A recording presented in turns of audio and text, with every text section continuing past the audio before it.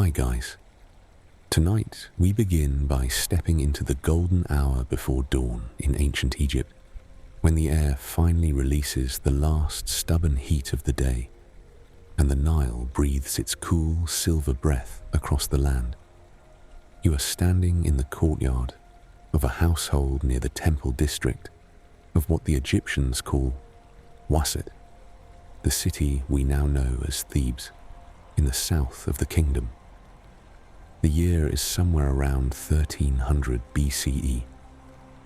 The stones beneath your sandals are still faintly warm from the sun, but something in the air tonight feels different, softer, almost ceremonial.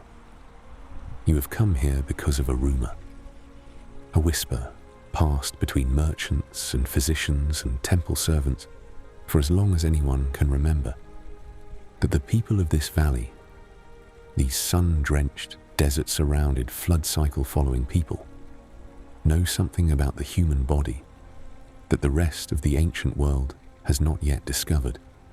They do not call it eternal youth. They would not use those words. That framing belongs to a later age, to an age of desperation and longing. What they practice is something quieter than that, something older.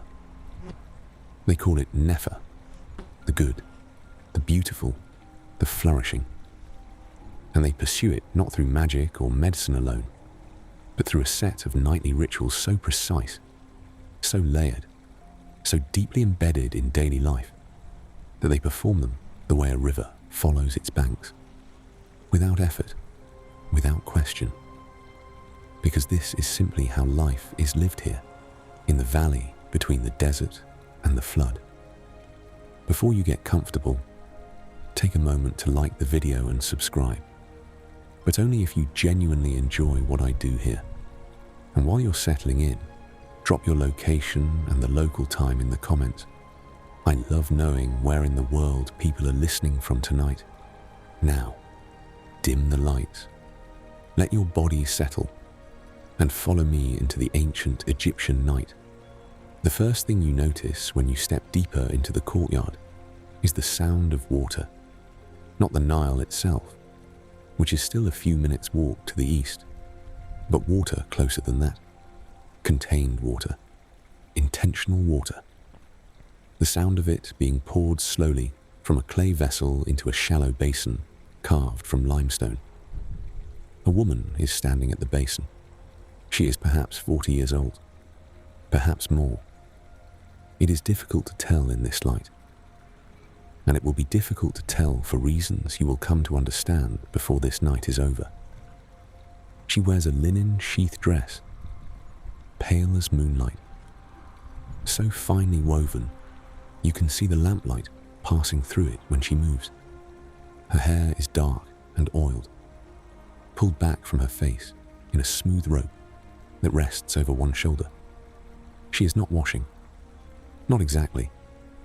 What she is doing is more deliberate than washing. She dips both hands into the basin up to the wrist and holds them there, eyes closed, still, breathing, as though the water is not a medium, but a message, and she is waiting to receive it. You stand at the edge of the courtyard and watch. A mainstream historical fact drifts quietly into your mind. The ancient Egyptians believed that water, particularly at night, carried purifying properties that went beyond the physical. The ritual cleansing of the body before sleep was not merely about hygiene. It was understood as a preparation of the vessel. The body, they believed, was at its most receptive during sleep. What you brought to it at the threshold of the night was what you carried through the darkness and into the next day. She lifts her hands from the water and holds them before her face for a moment, watching the droplets run down her wrists and forearms. Then she begins to wash. Her movements are unhurried, methodical in the way that only long practice makes a thing methodical. Not mechanical, but natural. She starts at her hands and works upward. Wrists, forearms, the inside of her elbows, her neck, her face. The water she's using is not plain river water. You can tell by the smell that drifts toward you across the courtyard. Something floral, something faintly mineral, something green. A quirky detail surfaces in your thoughts as you breathe it in. Egyptian households of this period often prepared their nightly washing water during the afternoon, placing it in specific clay vessels and infusing it with ingredients that served purposes both practical and symbolic. Natron, a naturally occurring salt found along the desert edges of the Nile Valley, was dissolved in small quantities to soften the water and cleanse the skin. Blue lotus flowers, gathered from the river margins where they bloomed in dense, pale clusters, were steeped until their fragrance permeated every drop. Blue lotus was not chosen for its smell alone. The Egyptians understood, through generations of observation, rather than the clinical language we would use today, that this flower had properties that eased the body into a state of relaxed openness, that it quieted the anxious mind, that when you breathed it in while standing in warm water in the last hour before sleep, something in your body began to release its grip on the day.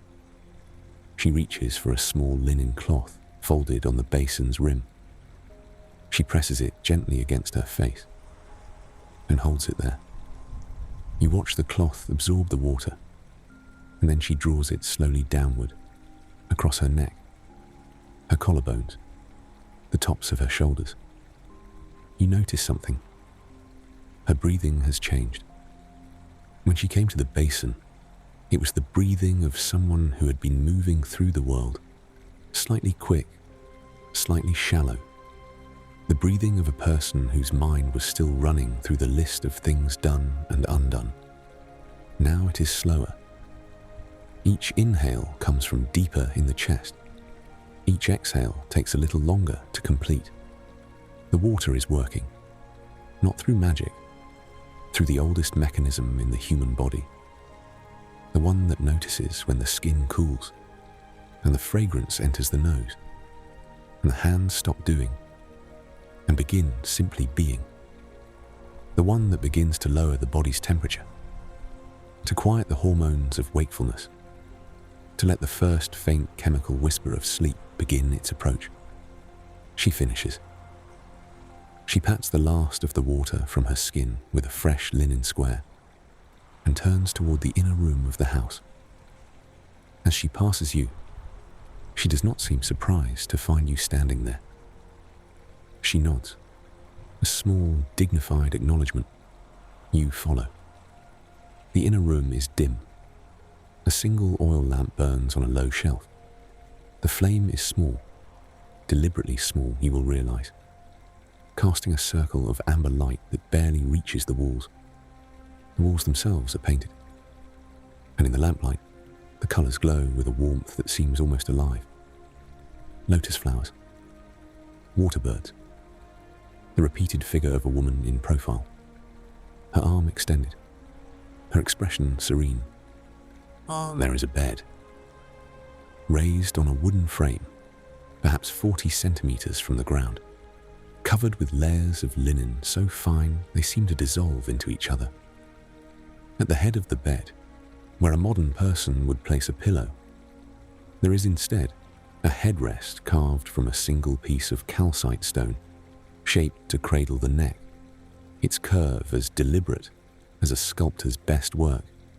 Historians still debate whether these headrests were as comfortable as the Egyptians' evident affection for them suggests. The objects appear in tombs alongside the most precious possessions a person owned, decorated with images of protective deities, inlaid with gold or faience. The Egyptians valued them in a way that implies real, experienced comfort, not merely symbolic importance. Perhaps the coolness of the stone against the neck in the night heat was itself a luxury, beyond what any soft pillow could provide. She sits on the edge of the bed and reaches toward a small alabaster jar on the shelf beside the lamp. The jar is stoppered with a linen plug. She removes it and dips 2 fingers into the contents. An oil, dense and pale. The smell that rises is something you have never encountered before, yet something in your body seems to recognize it. Cool and floral and ancient. She works the oil into the skin of her hands first, then her forearms. Then, methodically, the same progression as the water, upward to her neck, her temples, the skin just below her eyes. You watch her face as she does this, and you notice that her expression changes. Something that was held in her forehead, a subtle tension you hadn't consciously noticed until it releases. Lets go. Her jaw drops slightly open, her eyelids lower without closing. A quirky detail from old texts comes to mind. Certain oils used in Egyptian nighttime rituals contained plant compounds that the body absorbs through the skin. Frankincense resin, extracted from trees that grew along the trade routes from the south, contains compounds that modern research has since identified as having genuine calming effects on the nervous system. Moringa oil, pressed from the seeds of a tree that grew easily along the Nile margins, was known to the Egyptians as the oil of youth, applied nightly to the face and neck by men and women alike. They described its effects in practical terms. The skin that is anointed remains smooth. The person who anoints regularly does not age as quickly as the one who does not. They were not wrong, but the oil was not only for the skin, it was for the moment, for the transition, for the body's understanding that the day was ending and something different was beginning. She replaces the stopper on the alabaster jar and lies back on the bed. Her neck settles into the calcite headrest. Her hands rest open at her sides. Her linen dress breathes with her as her chest rises and falls. The lamp flickers once. She does not react. She is already somewhere between the 2 states. Not asleep, not entirely awake. In the place the Egyptians recognized and valued. The liminal place. The doorway. You sit quietly near the wall and watch her breathing slow. Later, you move through a narrow passage between houses and find yourself in a garden.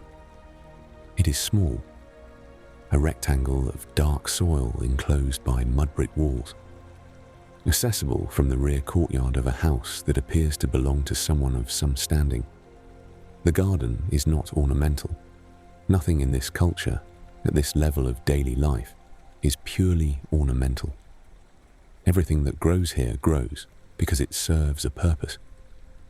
But standing in it at this hour, with the lamplight from the house window falling across the leaves in faint amber stripes, it does not feel functional. It feels like something else. Something older than function. A man is moving through the garden. He is older, perhaps 60. The lines of his face are deep in the way that a life spent in sunlight makes them deep, pressed into the skin like the marks left in river mud by the water's long passage. He carries a small clay lamp in one hand and moves between the rows of plants with the careful step of someone who has made this same walk in the dark for decades. He knows exactly where his feet belong. You follow him at a distance, watching.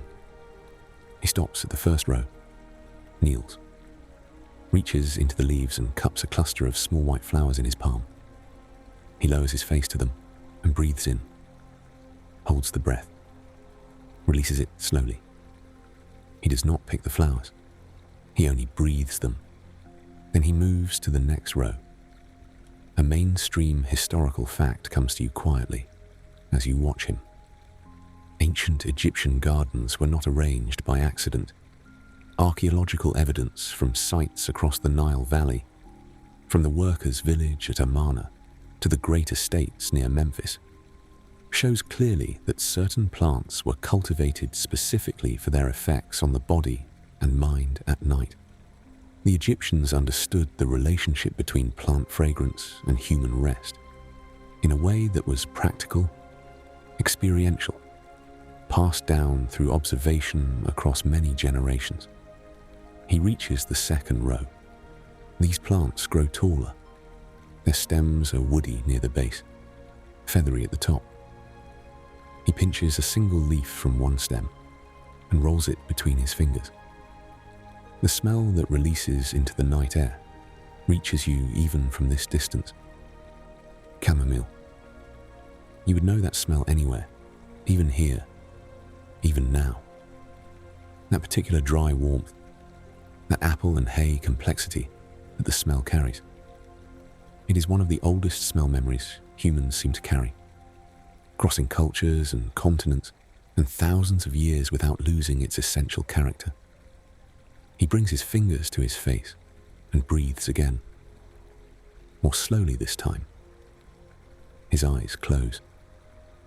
The Egyptians grew chamomile in their gardens and processed it in ways that extended its usefulness across the night hours.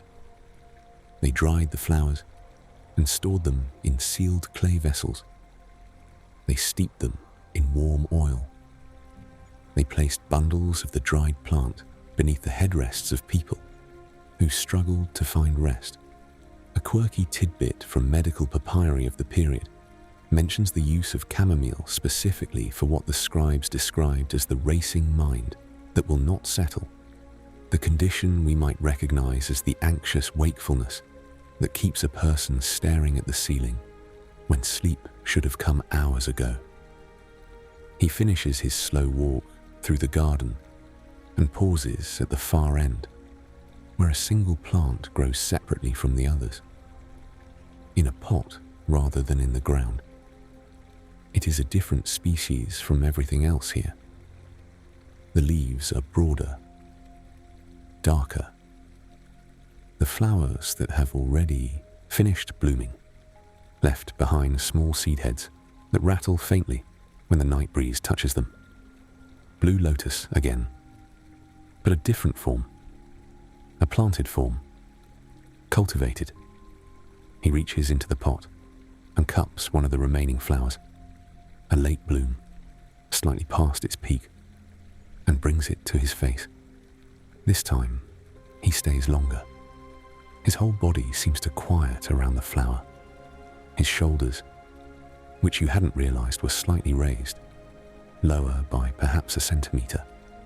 His breathing, which you hadn't realized was slightly quick from his walk through the garden, settles into the long rhythm of someone standing still in a place they completely trust. When he finally lowers the flower and turns, he notices you for the first time. He does not seem startled. He studies you for a moment with a calm assessment of someone who has seen many things and found most of them less surprising than expected. Then he nods at the garden, a gesture that could mean welcome or simply here, and moves back toward the house. You stay in the garden a little longer. You kneel at the chamomile row and do what he did. You pinch a single leaf and roll it between your fingers and bring it to your face. The smell is immediate and complete. It fills the back of your nose, and something in your chest responds to it before your mind has time to process the experience. Some loosening, some softening, some quiet instruction from the plant to the body that the body seems to have been waiting for. A debate among historians comes quietly to your mind as you kneel there. Scholars have long discussed whether the Egyptians' use of plants was primarily pharmacological, active compounds producing measurable effects, or primarily ritual, the power of belief and routine amplifying what would otherwise be a minimal physical response. The evidence from the plants themselves now that we can analyze their compounds, suggests both were true simultaneously. The chamomile did have genuine effects. The ritual amplified those effects. Neither explanation cancels the other. They work together in the way that most ancient medicine worked, not by isolating a mechanism, but by surrounding a person with conditions that made the mechanism possible. The garden breathes around you. The night is very still here, enclosed by walls. The small sounds that reach you from the wider settlement, a dog, a clay pot settling, someone's voice at a distance, arrive softened, as though filtered through something gentler than air. You understand why he comes here every night. You follow the sound of quiet movement to a courtyard at the side of a house where lamps burn lower than elsewhere in the settlement. 2 young women are there. Sisters, you think, from the similarity of their faces in the lamplight. They have arranged a series of clay pots and linen squares and small alabaster jars on a low wooden table, and they are working with the focused efficiency of people who have done this many times and enjoy the doing. The first woman is mixing something in a broad clay bowl. She works with a wooden implement, flat at one end, rounded at the other, combining what appears to be a thick base oil with powdered substances you cannot quite identify from where you stand. She adds a few drops of something dark and resinous from a small bottle, stirs, lifts the implement, and watches the mixture fall back into the bowl in a slow, heavy thread, tests the consistency with the tip of her finger, adds more of the base oil, stirs again. The second woman is laying out linen cloths in a long row, smoothing each one with careful hands. She pauses at intervals to feel the temperature of the air and adjust the position of a small palm leaf fan propped against the courtyard wall. A mainstream historical fact returns to you as you watch them. The ancient Egyptians were among the earliest people in human history to develop systematic knowledge of what we would now call cosmetic and therapeutic body treatments. Archaeologists have found elaborate preparation kits in Egyptian tombs alongside food and weapons, coal containers, oil jars, pumice stones, small spatulas for mixing, indicating that body care was considered essential enough to take into the afterlife. But these practices were not vanity in the modern sense.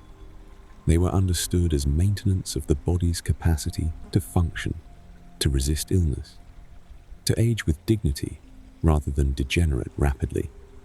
The Egyptians observed that bodies treated with specific oils and compounds consistently appeared to age more slowly. They did not have a cellular explanation for this. They did not need one. The evidence was visible in their communities every day. The first woman finishes her mixture and looks up. She sees you and considers you for a moment in the direct, unsentimental way that seems common here. Then she gestures toward a low bench beside the table. You sit. She brings the clay bowl and kneels before you and begins to apply the mixture to your hands and forearms with long, slow strokes that work from the wrist upward. The oil is warm, not heated, but body temperature, as though it has been held close to someone for a long time before being used. The smell is complex, something floral at the top, something resinous underneath, something else beneath that, which you cannot name, that smells like the earth on a day after rain. You feel it absorb into your skin, not the oil specifically. You cannot feel that precisely.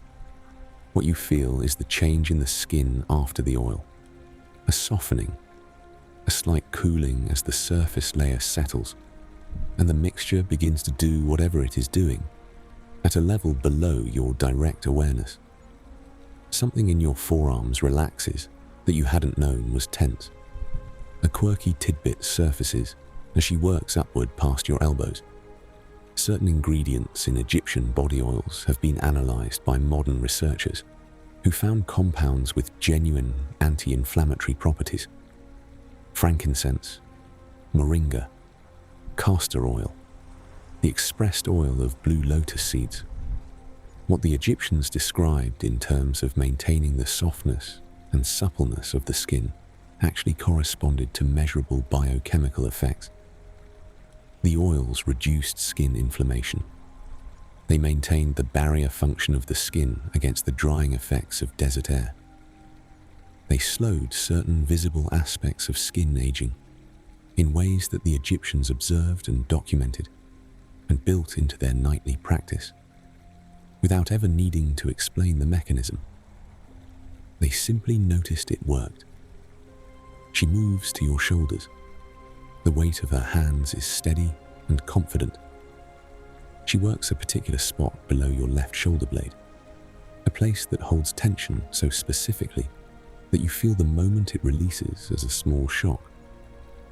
Not painful, something closer to relief, like setting down something you'd forgotten you were carrying.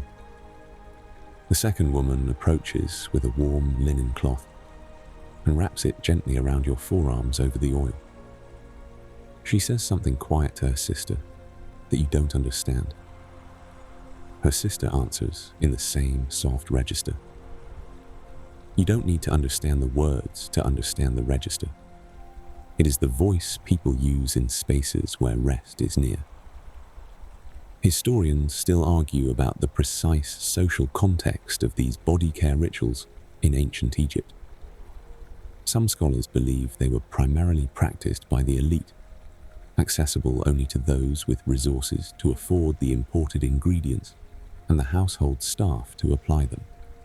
Others point to simpler versions of the same practices documented in working-class contexts: cheaper oils, locally available plants, techniques that required no special training, and argue that the basic principle of nightly body care was widespread across social classes. The evidence probably supports the second view. The specifics varied by wealth. The habit was nearly universal.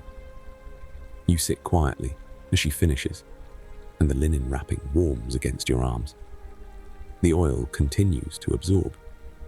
Around you, the courtyard has grown very still. The lamps burn steadily. The night air moves gently through the open side. Somewhere in the distance, the Nile makes its low, continuous sound. Not dramatic, just present. A constant that the Egyptians of this city have known since before memory. Your breathing has slowed without your deciding to slow it. Earlier in the evening, before the water ritual and the garden and the body oils, there was food. You know this because you can smell the remnants of it still. Something warm and slightly sweet drifting from the cooking area at the back of the main house. You follow the smell and find a low table where the remains of the evening meal have not yet been cleared. A clay bowl holds what appears to be thick porridge made from emmer wheat, a plate of figs, their skins splitting where they have dried slightly in the evening air, a jar of something fermented, honey beer perhaps, or the thick, tangy drink the Egyptians make from fermented barley that is closer to liquid bread than anything we would recognize as ale. A woman sits nearby, older than the sisters in the courtyard, old enough to be their mother, eating the last of her meal with unhurried attention. She eats slowly. She does not eat quickly in order to return to other tasks. Eating is the task. It receives her full, quiet presence. A mainstream historical fact settles in your thoughts as you watch her. The ancient Egyptians typically ate their main meal of the day in the early evening, well before darkness fully fell. This was partly practical. Cooking required daylight and the end of the working day, but it also established a significant gap between the last substantial food intake and sleep. The body, given several hours to process a meal before lying down, enters sleep more easily and recovers more efficiently. The Egyptians did not articulate this in terms of digestion and metabolism. They simply organized their days in a way that produced this outcome naturally, and they could observe in the people around them, in the quality of their mornings, in the relative vigor of those who ate late versus those who did not, that the timing of food mattered. The meal itself is worth attention.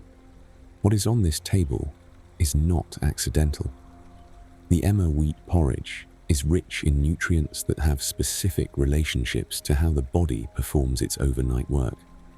The figs, dried, preserved, abundant in this climate and season, contain compounds that modern analysis has connected to sleep quality, to the gentle encouragement of the processes that happen in the body during the deep hours.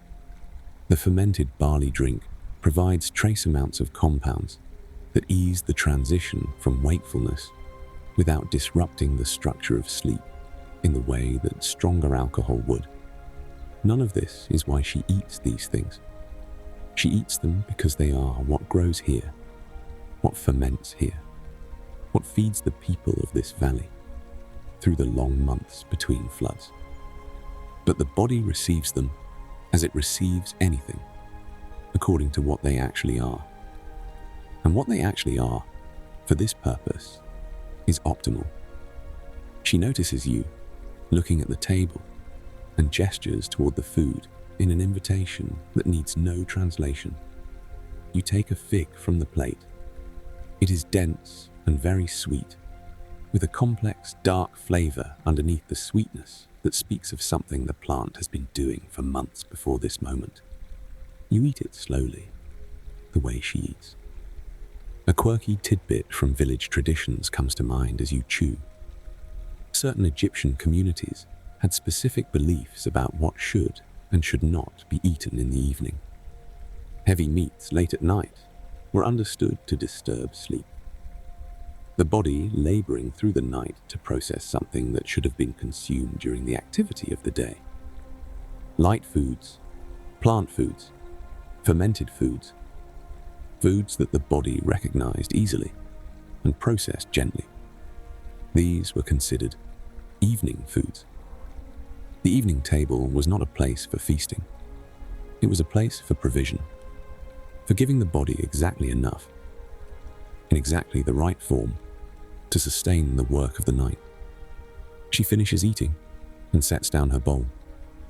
She sits for a moment with her hands in her lap, doing nothing, simply sitting, digesting, you understand, not as a passive biological process, but as a deliberate act.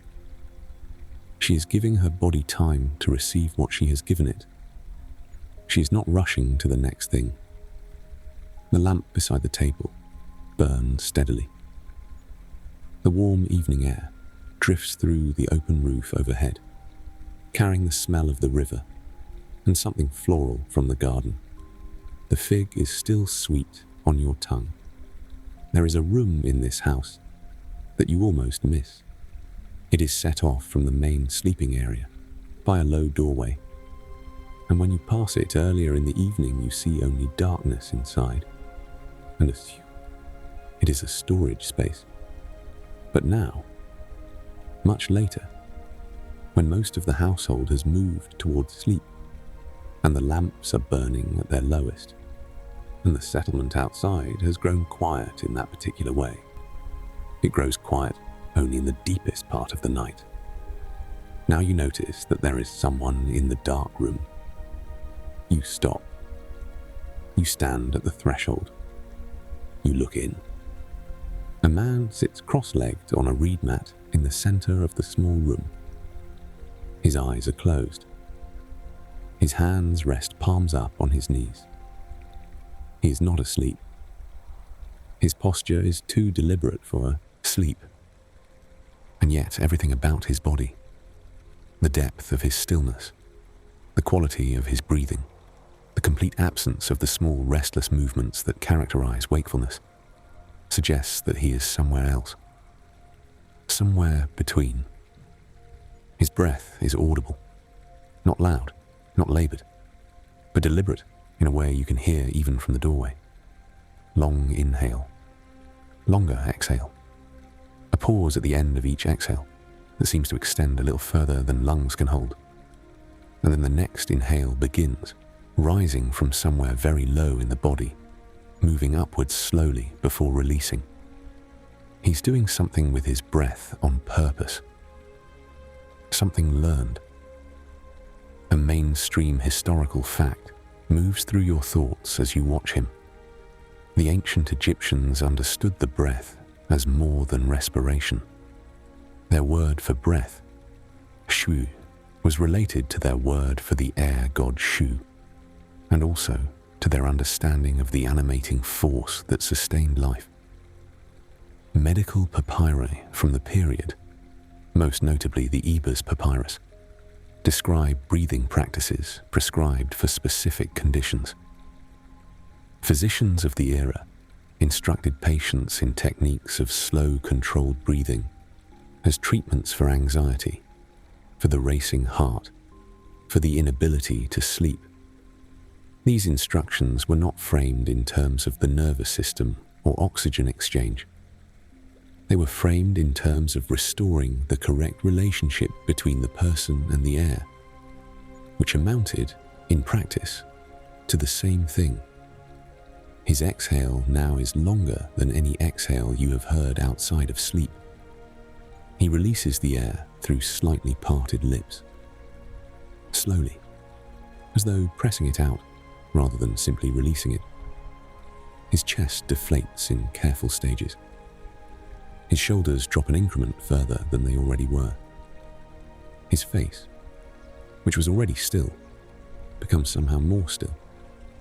When the inhale begins again, it moves so slowly that you almost can't detect it beginning.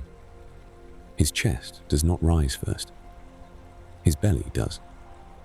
A slight forward expansion below the navel that precedes any movement in the chest by several counts. The inhale travels upward through the body, filling from the bottom, the way water fills a vessel. By the time his shoulders have risen slightly, with the completion of the breath, perhaps 8 or 10 seconds have passed, a quirky tidbit drifts through your thoughts. Certain Egyptian temple texts describe breathing sequences used by priests in the preparation for sleep, extended cycles designed to slow the body's processes, to quiet what they called the eye, the heart-mind, the seat of thought and emotion. These sequences were considered a form of spiritual practice, but a spiritual practice that, when examined through a modern lens, amounts to a precise physiological intervention. Slow, deep breathing activates the parasympathetic nervous system. It lowers heart rate. It reduces cortisol. It shifts the brain from the alert, scanning, problem-solving mode of wakefulness toward the slower, integrative mode that precedes and accompanies sleep. The Egyptians arrived at this technique not through physiology, but through thousands of years of observing what actually worked, what produced in a person the quality they valued most at night, the smooth, complete passage through darkness to a refreshed and capable morning. You sit down quietly in the doorway and let your own breathing slow. You do not try to match his exactly, but something about watching him, about hearing the steady rhythm of his practice in this dark, quiet room, begins to pull your own breath towards something slower. Your exhales lengthen without your forcing them. Your shoulders drop. Historians still debate how widespread contemplative breathing practices were in ancient Egypt across different social classes. Temple practices are well documented, The priestly texts contain clear instruction. Whether ordinary households maintained similar practices is less certain, though the Ebers Papyrus clearly addresses ordinary people experiencing ordinary conditions including sleeplessness, and its breathing recommendations are practical and direct, not esoteric. Perhaps the line between religious practice and domestic life was less distinct here than it would become in later civilizations. The man in the room has not moved. His breath continues its slow, patient cycle.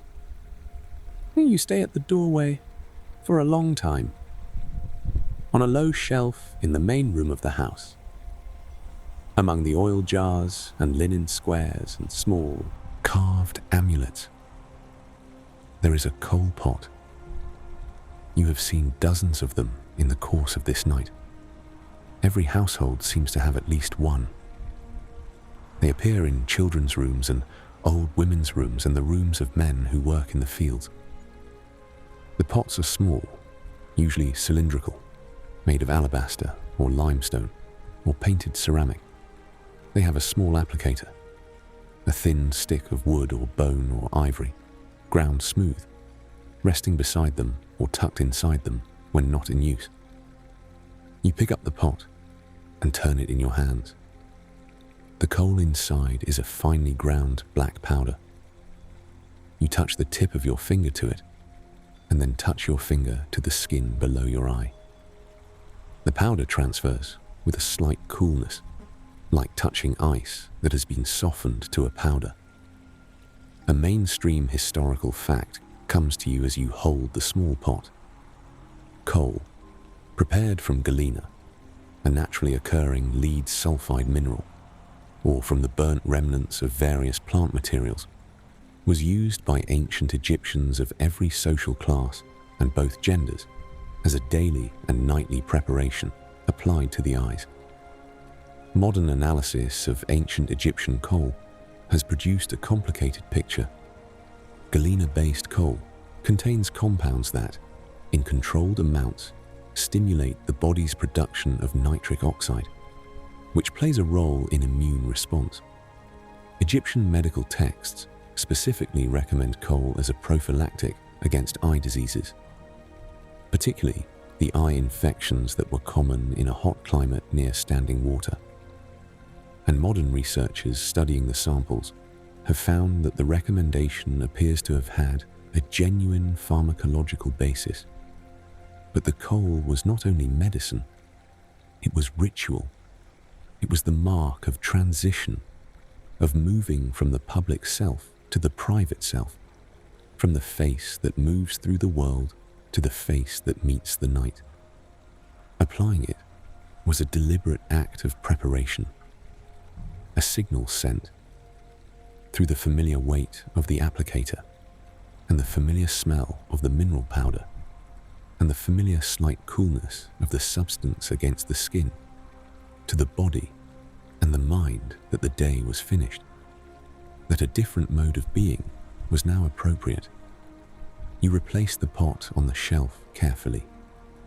Across the room, a young woman is completing exactly this application by the light of a low lamp. She draws the applicator beneath each eye in a smooth, practiced stroke. The expression on her face as she does it is concentrated but calm. She is not performing for anyone. She is not decorating. She is marking. She is closing the day. When she finishes, she looks at herself in a small, polished bronze mirror for a moment. Not with vanity or assessment, with recognition. The face that looks back at her from the dim bronze surface is the face she recognizes as the nighttime face, the prepared face, the face that is ready. She sets the mirror down. She crosses to the bed. She lies down and reaches up to trim the lamp wick until the flame is the smallest it can be, while still providing the faint amber glow she wants. The glow is warm. It does not reach the ceiling. It barely reaches the edges of the bed. She closes her eyes. in the largest room of the house, earlier in the evening, earlier than the water ritual, earlier than the garden, before the meal had been fully cleared. There was a story. You almost missed it. You were passing through the outer courtyard and heard a voice coming from inside, and paused at the doorway and found 6 people arranged around a low central lamp. 2 elders, 3 adults, a child. The one speaking was an old man. His voice was not loud. It barely carried beyond the circle of the lamp. But the 6 people around him were entirely still, and you understood immediately from the quality of their stillness that they had been still for a long time. That this was a practiced stillness, a cultivated stillness, the stillness of people who had made this arrangement many evenings across many seasons, and knew exactly what it offered them. The story he was telling was not unfamiliar to them.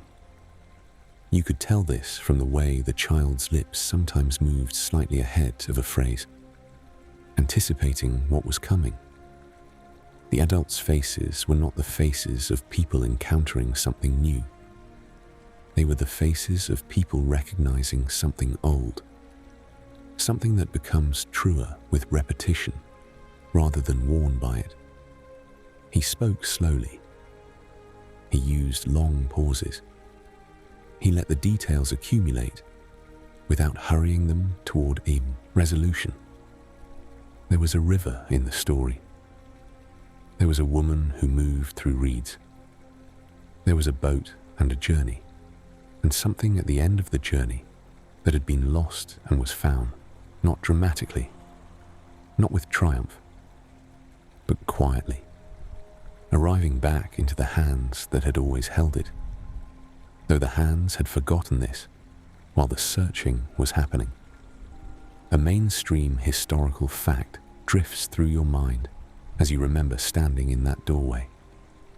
Ancient Egyptian literature, the texts that have survived on papyrus and painted walls, includes a rich tradition of narrative that was clearly meant to be heard rather than read. The stories were composed for voices, for lamplight, for a particular hour. Several surviving texts describe their own performance context: evening, household, the lamp burning low, the day's work complete.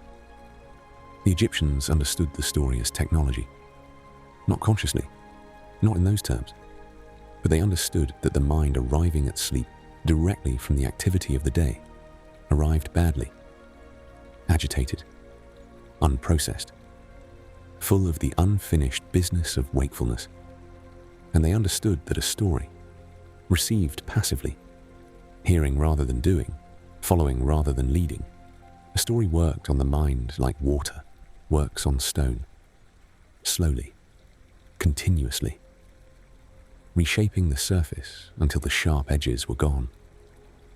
The old man's voice was the instrument. The story was the tool. The 6 people in the lamplight were not an audience. They were the material the tool was working on. A quirky tidbit from scribal records. Some Egyptian household texts that survive include notations in the margins, small marks made by readers or listeners that scholars interpret as indicators of emotional response. Certain passages are marked again and again across multiple copies, indicating they were returned to repeatedly, savoured, asked for specifically. These were not the dramatic moments. They were the slow moments, the moments of accumulating peace, the moments where something was released rather than achieved. When the story ended, and it ended not with finality, but with a trailing off, a gradual quieting that let the listeners find their own way to the edge of it, the 6 people sat together in silence for a while. The child had already drifted. The elders sat with their eyes closed. The adults breathed together in the lamplight. Nobody stood immediately. Nobody moved towards sleep in a rush. They sat with the story for a while, the way you sit with a meal after it is finished, letting it settle, letting it become part of you rather than something that merely passed through. Eventually, one by one, they move toward their beds. The night is almost complete.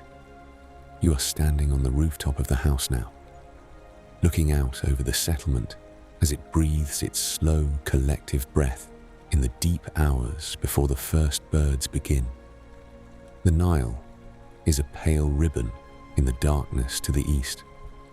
The stars are extraordinary from here, unpolluted by any light except the small scattered amber of the remaining household lamps.